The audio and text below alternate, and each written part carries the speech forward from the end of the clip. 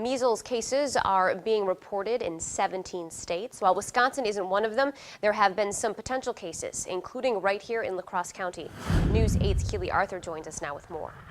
Lisa, 6 people in our area have presented measles-like symptoms in the past few weeks. All of those cases have turned out to be negative, but the Crosse County Health Department isn't taking any chances and is going through the proper steps should the results ever turn up positive.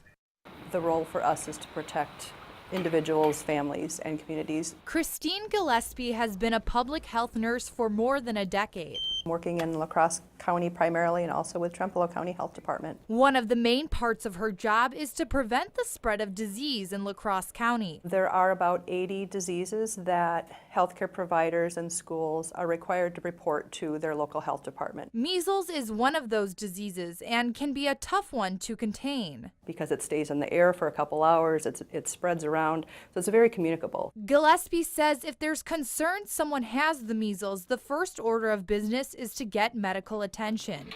They should really call first before they come. Doctors will then alert county officials and test the patient for measles. So we would test you for the virus itself. We would do a PCR test, and that would be a swab in the back of your throat.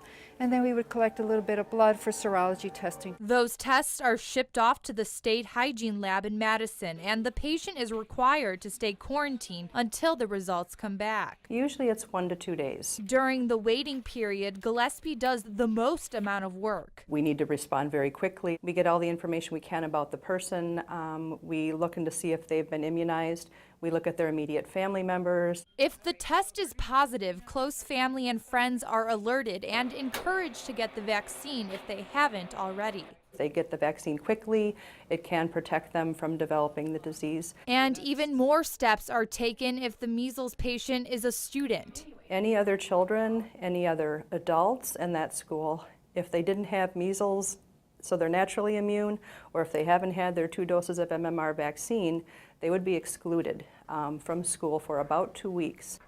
Now, the 6 people with symptoms in the county were all different ages, but children are some of the most likely to get measles. About 96% of kids in Crosse County are vaccinated against the disease, and that's 4% more than the statewide average. All right, thank you, Keely. More than 140 people in the U.S. have the measles, including 1 case in Minnesota and 13 in Illinois.